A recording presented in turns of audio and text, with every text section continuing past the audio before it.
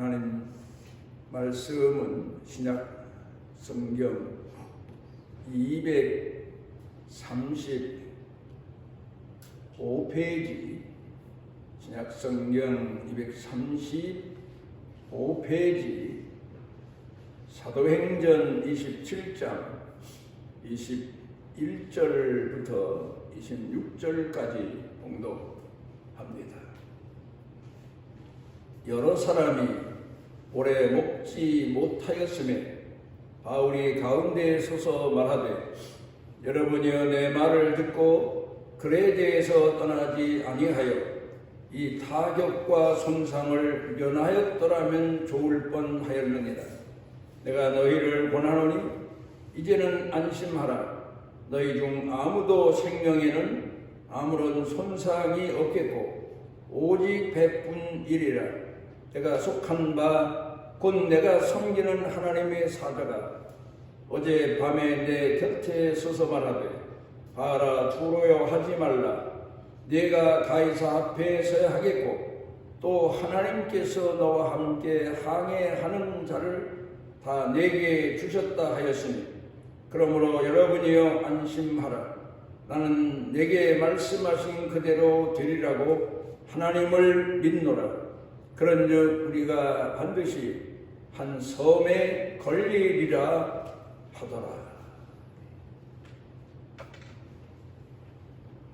그 인간에도 불안한 마음, 두려운 마음, 쫓기는 마음, 이런 마음을 떨쳐버리지 못하고 사는 때가 많습니다마는, 목회하는 동안에도 그런 때가 수도 없이 많았습니다. 잔잔한 바다가 태풍이 불어와서 뒤집히는 것 같이 혼란이 오는 것처럼, 인생사라고 하는 것은 사람 사는 삶이란 목회자든 성도든 이 세상 사는 과정은 동일합니다.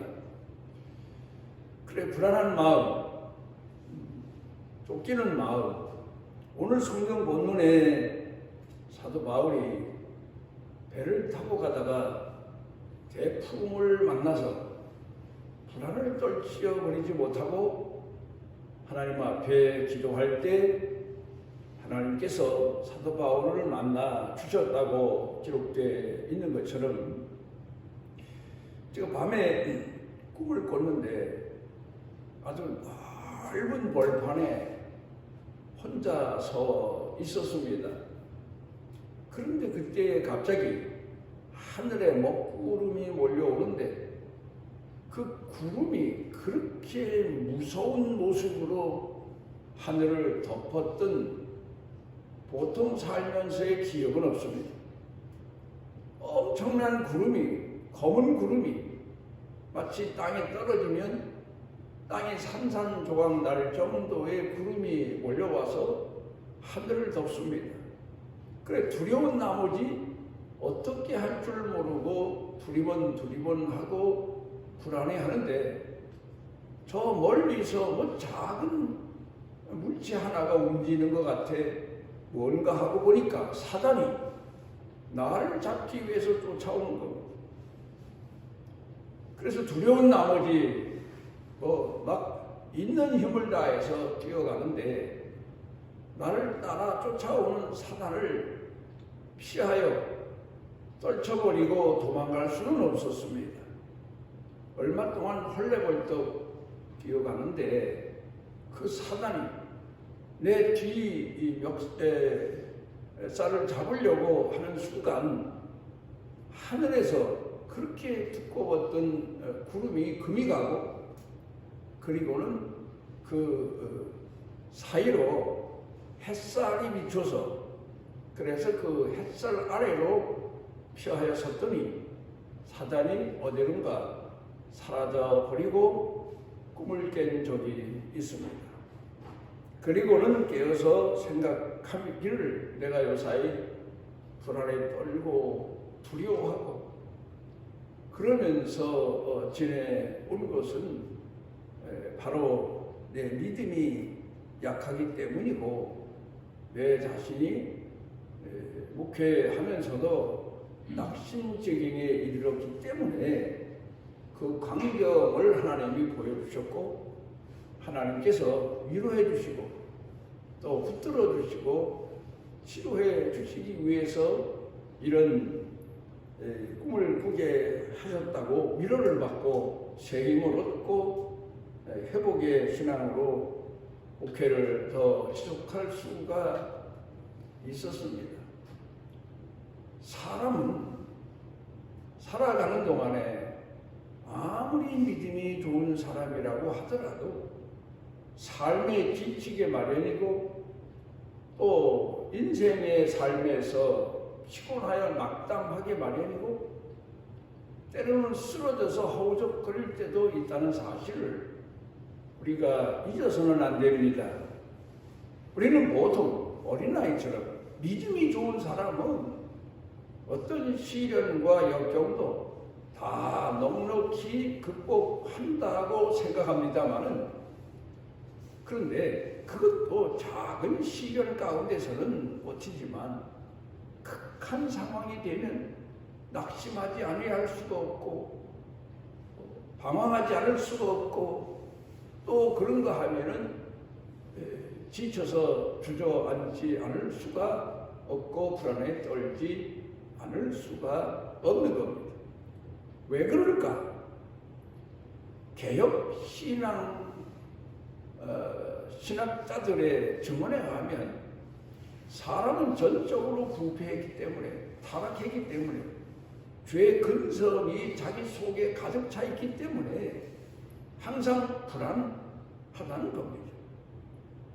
예일대학교의 유명한 도널드 레이건 교수가 인류 역사의 전쟁사를 연구해서 전쟁과 인간이라고 하는 책을 내는데 인류의 역사를 3,500년에서 4,000년 그렇게 약간의 차이는 있지만 학자들이 보는 것 같습니다.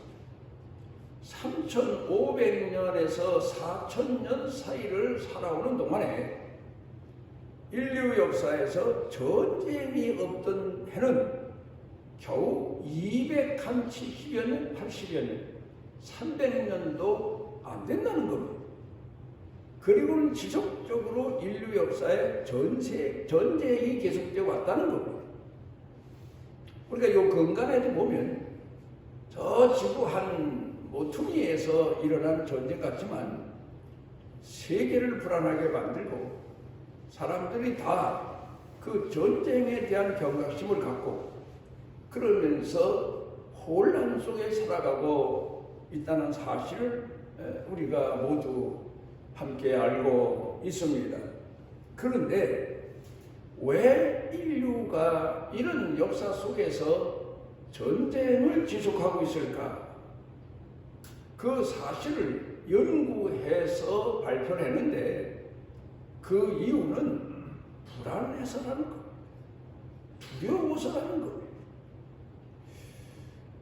우리가 생각해 보면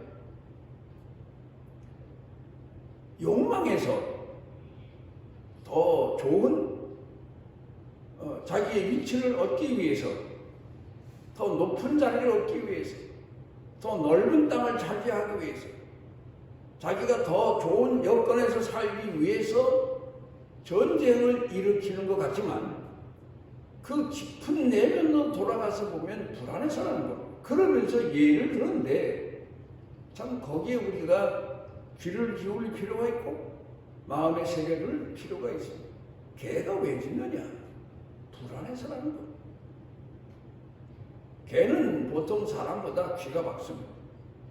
그런 반면에 마음이 평안치 못하다는 겁니다. 늘 불안하다는 겁니다.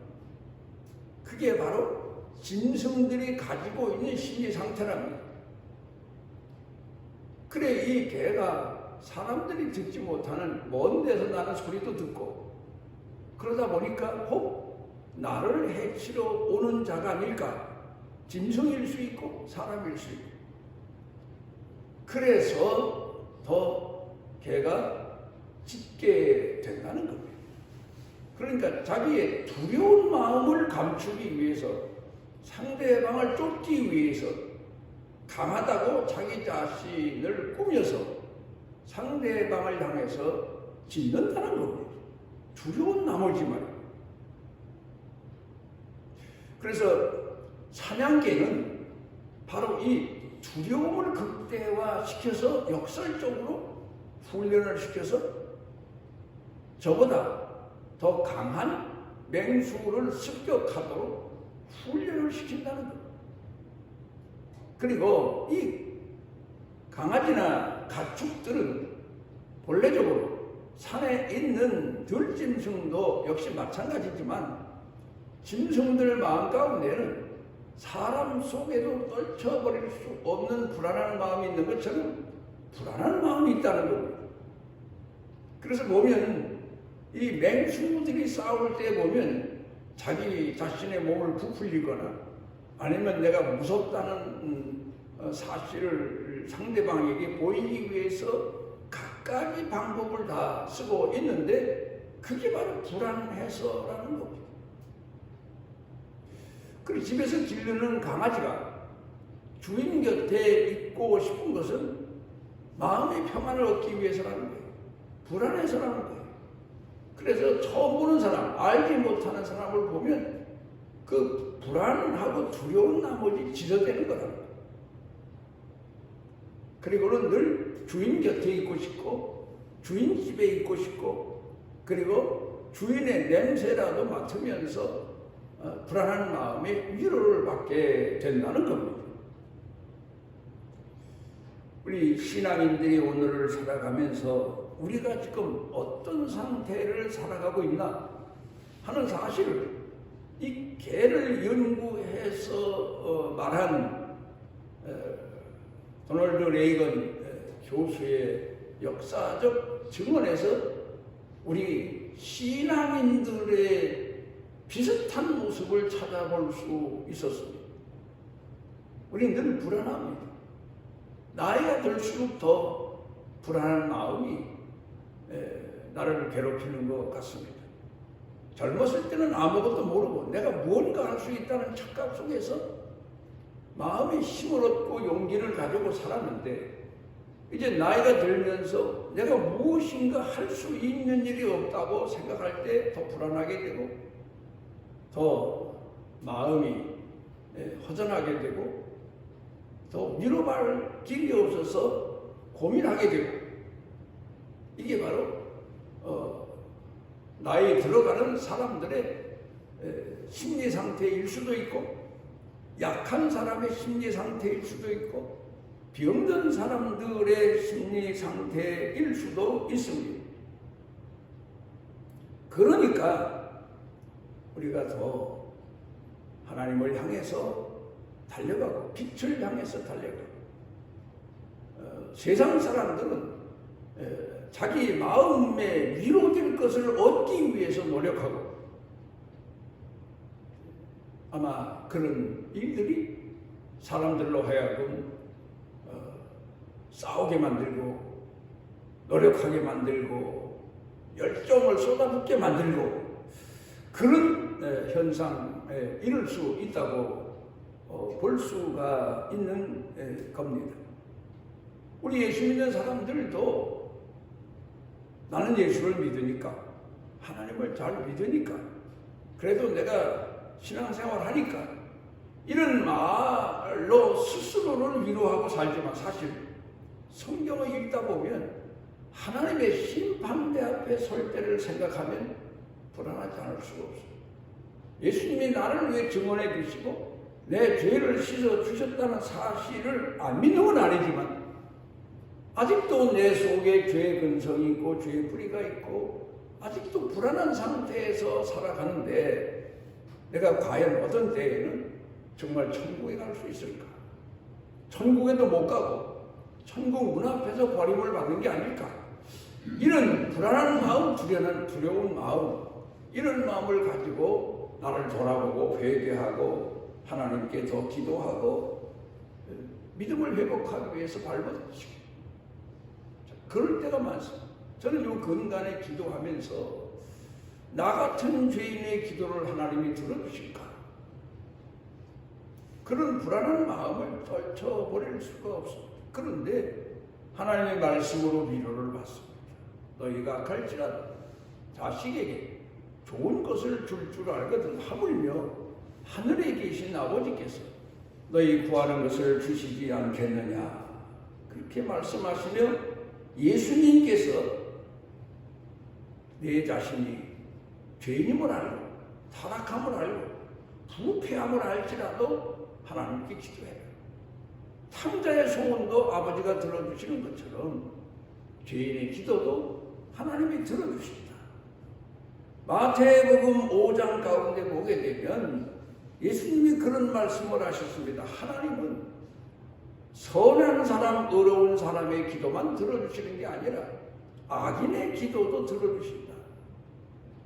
선한 사람의 밭에만 따스한 햇살을 비춰주시고 또 때를 따라 비를 내려주시는 게 아니라 악한 사람의 밭에도 햇살을 주시고 비춰주신다. 그러니까 낙심하지 말고 기도해라. 그렇게 가르쳐 교훈하신 내용을 읽으면서 위로를 받습니다. 마태복음 7장 가운데서 예수님께서 말씀하시기를 너희가 간다라도 자식에게 좋은 것을 줄 알거든 하늘에 계신 하나님께서 너희 구하는 것을 주시지 않겠느냐. 기도해라. 낙심하지 말고 기도해라. 내 죄가 생각나도 기도해라. 그렇게 권고하신 말씀을 통해서 위로를 받고 하나님 앞에 간절히 기도할 때가 참 많습니다. 오늘 우리가 사는 이 세상은 불안합니다. 세상만 불안한 게 아니라 나 자신도 불안한 존재라는 사실입니다.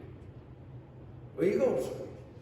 착각 속에서 내가 의인인 것 같고 내가 하나님 앞에서 맞는 사람보다 더 택함을 받아서 위로를 받고 사는 것 같지만 그건 사실이지만 그러나 우리 마음속에 떨쳐버릴 수 없는 것은 불안한 마음입니다.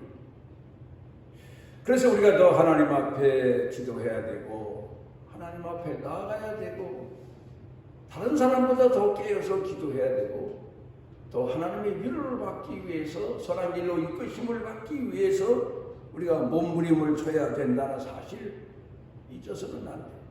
그러니까 항상 기도해야 되고 항상 우리가 주님 앞에 나가야 되고 주님을 의지해야 되고 그리고 주의 말씀을 가슴에 담고 살아야 되고 그게 바로 우리가 오늘을 살아가면서 위로받고 치유받는 최선의 방법 하나입니다. 내가 이 땅에 살면서 혹 내 생각대로 내 계획대로 모든 일이 잘 되고 형통할지라도 우리 스스로를 돌이켜보면 내가 죄인인 것을 부정할 수가 없어요. 부인할 수가 없어요. 나를 돌아보면 돌아볼수록 썩을 대로 썩은 죄인 것이라는 사실을 우리가 떨쳐버릴 수가 없는 겁니다. 아마도 사도 바울도 많은 사람에게 믿음으로 살도록 권고하긴 했지만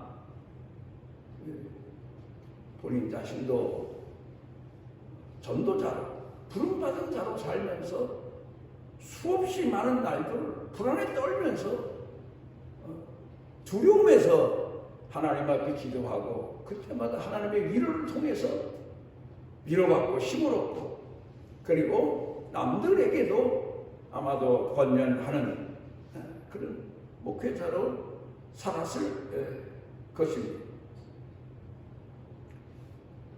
성경을 돌아가서 보면은 믿음 좋았다는 사람들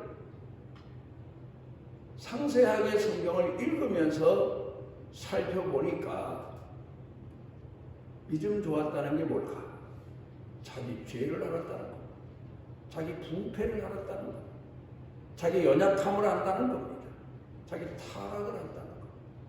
믿음 없는 사람은 착각을 합니다. 내가 하나님 앞에 의인인 것을, 내가 사람 앞에 흠없이 사는 자라. 욥이 깨닫지 못했던 게, 내가 무슨 죄가 있어서 하나님 앞에 이런 징계를 받나. 그런데 그가 하나님 앞에 연단을 받고 난 다음에 회개합니다. 나는 부패한 죄인입니다. 타락한 죄인입니다. 가증한 죄인입니다. 그러면서 마지막에, 욥기 마지막에 가서 보면 하나님 앞에 자기의 무지함을, 어리석음을 회개하는 내용이 나옵니다. 하나님은 거기까지 욥을 연단시키신 겁니다. 죄인이라고 고백하기까지 하나님은 욥을 권고하셨던 것을 볼 수가 있습니다. 열왕기상 7장 가운데 나오는,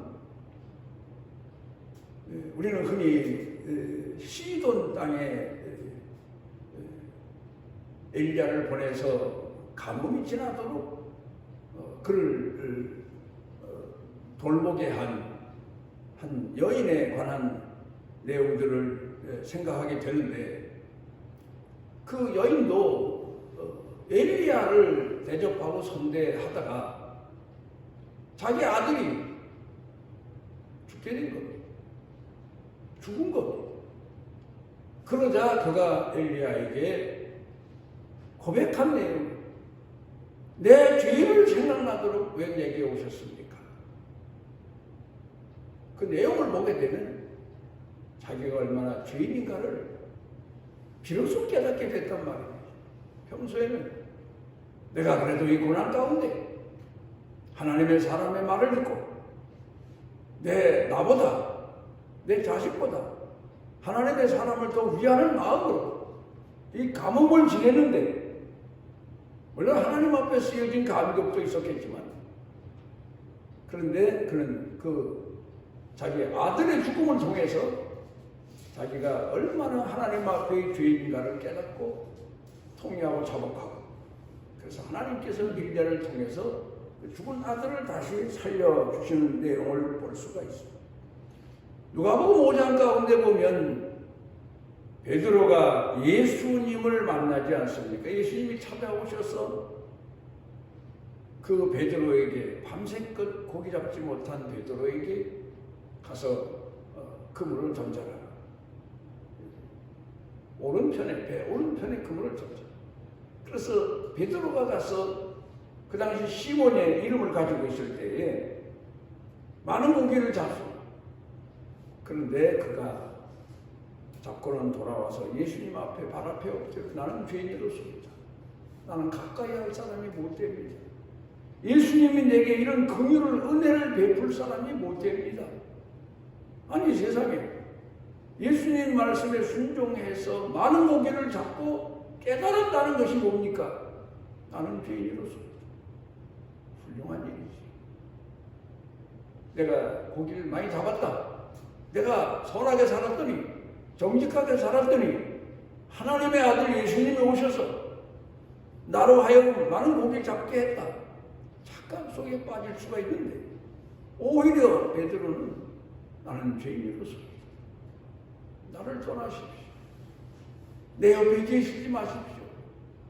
하나님 영광 가리우십니다. 그런 심정으로 고백한 걸 보게 되면 믿음 좋은 사람의 모습이, 자기 죄를 깊이 알고 그리고 깨닫고 통회하고 자복하고 늘 겸손한 마음으로 자기 자신의 어리석음을 회개하고 믿음 없는 것을 고백하고 그리고 겸손하게 살아간다는 사실입니다. 디모데전서 1장에 보게 되면, 4장에 보면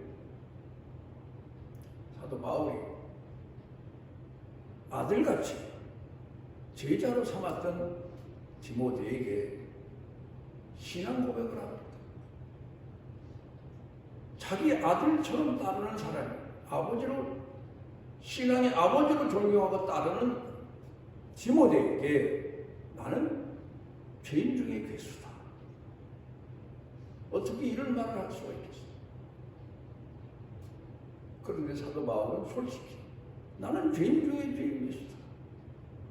그래서 나는 지금도 하나님 앞에 목회자로 부름을 받아 살고는 있지만 불안할 때가 있고 두려울 때가 있고 떨릴 때가 있고 그 사실을 고백합니다. 아마도 그러니까 더 사도 바울이 기도하게 됐고 더 기도하면서 하나님의 능력을 힘입게 됐고 하나님의 위로를 받게 됐고 그래서 그 당시에도 지금도 마찬가지예요. 불안한 세상, 불안한 존재인 자기 자신을 가지고 신앙생활하며 예수를 믿는 사람들에게 선구자가 될 수가 있었던 거라고 생각이 되어집니다. 나를 안다는 것. 저는 요사이 여기 와서 하나 또 깨닫는 게 있습니다. 물론 많은 것을 깨닫습니다. 농사에 대해서입니다. 사람이 씨를 밭에 갖다 뿌립니다. 그냥 밭에다가 씨를 뿌리는 게 아니에요. 걸음을 밑걸음을 합니다. 참 중요한 내용입니다. 밑거름이 잘 된 밭에다가 씨를 뿌리면 그 씨가 뿌리 내려서 건강하게 자라고 건실하게 결실하고 수확을 거둬들일 수가 있어요. 그런데 뿌리 내리는 밭에 거름이 없으면, 썩은 거름이 없으면 싹도 제대로 나지만 자라질 못해요. 자랄 수가 없어요. 결실도 할 수가 없어요. 해도 몇몇치가 않아요. 우리 신앙인들이 배우는 교훈이 큽니다. 자기 자신이 죄인이라는 사실을, 부패한 사람이라는 사실을, 썩은 인간이라는 사실을 깊이 깨닫고 회개하고 몸부림치며 하나님 말씀으로 나아가고 기도할 때 비로소 신앙인으로서의 결실을 맺게 되는 거지. 나는 죄가 없다. 내가 무슨 큰 죄가 있냐. 물론 성경이 죄인이라니까 죄인인 것은 사실이겠지만 내가 그렇게 양심의 가책이 없다. 자기 죄를 모르는 미련한 자의 착각입니다. 성경으로 돌아가서 보면은 우리 예수 믿는 사람들은 정말 하나님 심판대 앞에서 심판대스러울 것도 없어요. 하나님이 이 세상을 그냥 소돔 고모라 성처럼 쓸어버리셔도 마땅한 그런 타락하고 부패한 죄인들임을 성경은 계속해서 가르쳐 교훈하고 있습니다. 그런데 요사이도 보면은 많은 성도들이 하나님 앞에 나와 신앙인으로서 신앙생활하는데 자기 자신의 불안한 마음을 달랠 길이 없어서 그 불안한 마음을 달래기 위해서 이것저것으로 방황합니다. 마치 마음에 정함이 없는 사람이 사회생활하면서 방황하는 것처럼 방황을 합니다. 위로받기 위해서. 그런데 성경에서 가르치는 교훈은 바로 하나님 말씀에 하나님 앞에서 기도하며 기다리며 하나님이 오셔서 위로해 주시고 어루만져 주시고 치료해 주십니다. 방황하다가 결국 이단에게 붙잡히기도 하고 싹군에게 끌려가기도 하고 그래서 신앙을 망치고 생을 망치는 그런 경우가 수도 없이 많습니다. 예수님께서 길을 가시는데 누가복음 17장에 보면은 10명의 문둥병자들이 우리를 불쌍히 여겨달라고 소리칩니다. 그래서 예수님께서 너희 몸을 제사장에게 가서 보여라. 예수님께서 고쳐주셨다는 말입니다. 그래 이 사람들이 예수님 말씀대로 제사장에게 가서 보이면 우리 몸이 날까고 뛰어가는데 제사장에게 가기도 전에 자기네 문둥병이 고쳐진 것을 깨닫게 됩니다. 그러자 그 중에 사마리아 사람 하나가 예수님께 와서 감사합니다. 고맙습니다. 예수님이 나를 고쳐주셨습니다. 그러나 예수님께서 내가 10명을 고쳐줬는데 9은 어디로 갔느냐? 아마도 제가 생각해 볼 때 사마리아 사람 하나는 예수님이 나를 고쳐주셨으니 예수님께 은혜 감사한 마음으로 가서 응답하며 살아야 되겠다. 그리고 돌아왔겠지만 나머지 사람들은 착각에 빠집니다. 치료는 예수님을 통해서 받고도 내가 그동안 지내오는 동안에 문둥병 들기 전에 선하게 살아서 하늘이 내게 복을 주셨다. 아니면 나는 원래 태어날 때부터 이런 병 앓을 사람이 아닌데 이제 하늘이 내게 기회를 주셨다. 뭐 그런 착각 속에 빠져서 각자 자기 갈 길로 가지 않았을까. 자기 죄인인 것을 불쌍히 여기셔서 자기 문둥병을 고쳐주신 예수님의 은혜를 알고 예수님 앞에 돌아온 선한 사마리아 사람처럼 우리도 늘 예수님 앞에 나아가는 그런 믿음과 위로를 가져야 될 겁니다. 오늘 성경 본문 말씀으로 돌아가서 보면 사도 바울이 배를 타고 항해하지 않습니까? 이제 로마로 죄수 아닌 죄수의 몸으로 끌려가서 재판을 받기 위해 가는데 여기 보면 베니스로 가서 겨울을 나기 위해서 사도 바울도 불안한 나머지 여기 미항이라는 곳에서 겨울 나고 가자. 이 겨울에 대풍이 많은 저 바다를 향해 간다는 건 불안하다. 그리고 반대로 했지만 그 안에 선주가 있고 백부장이 있고 그리고 선장이 있고 이 세 사람들은 어찌 보면 세상의 권력자들, 가진 자, 경험자, 능통한 자 그런 사람일 수도 있습니다. 이런 사람들이 고집해서 사도 바울이 그냥 어쩔 수 없이 죄수의 몸이니까 배에 실려서 가다가 대풍을 만나. 누굴 믿겠습니까? 이럴 때 선장을 믿을 수도 없고 그렇다고 해서 배 주인을 믿을 수도 없고 백부장의 그 권력을 믿을 수도 없고 하나님 앞에 불안한 나머지 기도합니다. 왜 불안했겠습니까? 자기를 아니까 사도 바울이. 그래서 하나님 앞에 밤새껏 기도합니다. 그랬더니 하나님께서 그에게 위로를 주시고 그리고 이 배가 가진 물건은 다 버리게 돼도 파손되지 않고 무사히 사람들의 생명 하나도 다치지 않고 목적한 항구에 가게 된다는 응답을 받았다고 위로하고 있습니다. 저는 성경을 통해 보면 요나의 기도를 봅니다.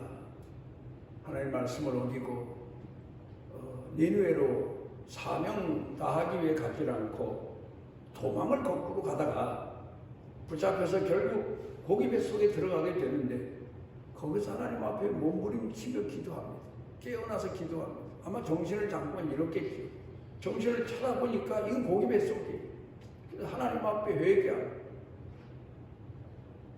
그런가 하면 야곱 강가에서 기도하던 야곱을 가끔 생각해 봅니다. 이 야곱이라는 사람은 원래가 얄미운 사람, 형의 장자의 명분을 빼앗기 위해서 번모술수를 다 쓴 사람. 이 야곱의 생애를 보면은 항상 야곱이 가는 곳은 싸움이 지속돼요. 왜? 야곱이 더 가지려고 하고 좋은 것 가지려고 하고 그 외삼촌 집에까지 이제 도망가게 되는데 쫓겨서 피신 가게 되는데 거기 가서도 분란을 계속 일으키고 더 좋은 것을 갖기 위해서. 그런 나머지 결국 외삼촌과도 계속해서 싸우고 또 자기 아내들도 결국 싸움이 지속되고 나중에 보면 아들들도 그렇게 싸울 수는 없어요. 그래 결국은 이제 요셉을 팔아버리고 그런 불상사도 일어나고 그런데 결국 야곱의 싸움은 약복강가에서 바꿔지고 하나님과의 싸움, 영과 육의 싸움, 육을 포기하고 세속적인 것을 포기하고 하나님의 말씀에 힘입고 하나님의 성령의 거룩하심을 힘입는 그런 신앙인으로 결국 그런 거듭나서 하나님의 사람으로 이스라엘이라고 하는 이름을 갖게 됩니다. 저는 또 그렇게 생각합니다. 사도행전에 보면은 스데반 집사가 순교 자리에 서게 됩니다. 이스라엘 사람들이 그 사람들은 아주 무자비해서 옛날에 자기네가 볼 때 죄인이라 생각하면 돌을 가지고 가서 때려 죽였어요. 돌로. 그때 스데반 집사의 마음은 어땠을까? 평안했을까? 아니에요. 그도 인간이 얼마나 불안했겠어요. 얼마나 두려웠겠어요. 그래서 하나님 앞에 그런 나머지 간절히 기도했더니 하늘문이 열리고 그리고 예수님이 하나님 보좌 우편에 서신 것을 보여주심으로 새로운 힘을 얻고 그리고 승려자로 생을 마칠 수가 있었던 겁니다. 그러니까 오늘도 우리는 불안한 세상을 살고 있습니다. 불안한 형편에 처해 있습니다. 마치 배를 타고 가다가 대풍을 만나 곧 목숨을 잃을 것 같은 그런 상황에 빠질 때도 많습니다. 그런데 그러니까 더 기도해야 돼요. 그러니까 더 하나님의 위로를 간절히 갈망해야 돼요. 하나님의 위로가 아니면 결코 내게 평안이 없다는 사실을 알고 하나님 앞에 부르짖어서 사도 바울처럼 응답받는 그런 사람이 되어야 될 겁니다. 기도하시죠. 우리를 지극히 사랑하셔서 불안한 인생들을 불러주시고 주 앞에 긍휼을 구하고 위로를 구하고 구원을 구할 수 있도록 은총 주신 여호와께 감사를 드립니다. 오늘도 이 세상을 바라봐도 위로받을 길이 없고 우리 자신의 형편을 돌이켜봐도 마음의 안정을 찾을 길이 없사오나 오직 우리를 구원하시는 주를 사모하고 갈망합니다. 주께서 긍휼하신 은혜를 베풀어 주셔서 사도 바울처럼 대풍 속에서도 낙심하지 아니하고 우리를 구원하신 주님을 향하여 외친 기도를 드리듯 우리도 끝까지 기도하는 기도의 사람들이 되게 해 주옵소서. 예수님 이름으로 기도드리옵나이다. 하나님 여호와께서 그 날개 아래 보호를 받으러 온 내게 온전한 상 주시기를 원하노라. 우리를 풍랑 속에서도 붙잡아 주시고 믿음을 잃지 않도록 이끌어 주시고 회복시켜 주시는 우리 주 예수 그리스도의 무한하신 은혜와 우리를 택하시고 우리를 시련 중에서도 포기치 아니하시는 아버지 하나님의 만극하신 사랑과 내재하셔서 위로하시고 힘을 주시고 그리고 하늘을 우러러 바라보도록 이끌어 주시는 성령님의 능력의 은총이 사랑하는 자녀들 가슴 속에 영육간에 머리 위에 삶의 일터 경영 그리고 온 교회 중에 넘치고 넘치도록 함께 하시기를 축원하옵나이다.